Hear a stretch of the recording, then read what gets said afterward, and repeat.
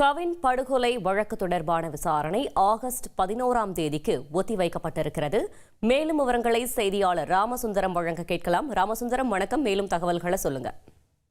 நெல்லை KTC நகர் பகுதியில் படுகொலை செய்யப்பட்ட கவின் வழக்கு தொடர்பாக சுர்ஜித் மற்றும் அவரது தந்தை ஆகிய இருவர் கைது செய்யப்பட்டிருக்கிறார்கள். இந்த வழக்கு சிபிசிஐடி விசாரணை நடத்தி வரக்கூடிய சூழலில் நேற்றைய தினம் சிபிசிஐடி தரப்புல சுர்ஜித் மற்றும் சரவணன் ஆகிய இருவரையுமே விசாரணைக்கு எடுத்து விசாரிப்பதற்கான மனு தாக்கல் நெல்லை மாவட்ட வன்கொடுமை தடுப்பு நீதிமன்றத்தில் தாக்கல் செய்யப்பட்டது. இந்த வழக்கானது இன்றைய தினம் விசாரணைக்கு வந்தது.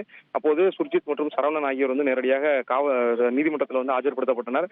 இந்த வழக்கு விசாரித்த நீதிபதி ஹேமா சுர்ஜித்துக்கு காவல் கேட்டு சிபிசிஐடி தரப்பினர் வழக்கு கொடுத்திருக்கிறார்கள். உங்களது ஆட்சேபனை இருந்தால் தெரிவிக்கலாம் என கூறி அந்த வழக்கு தொடர்பான மனு சிபிசிஐடி கொடுத்த மனுவின் ஆவணங்களை குற்றம் சாட்டப்பட்ட இருவருக்குமே வழங்கி வழக்கை 11ஆம் தேதிக்கு ஒத்திவைத்து உத்தரவு பிறப்பித்திருக்கிறது.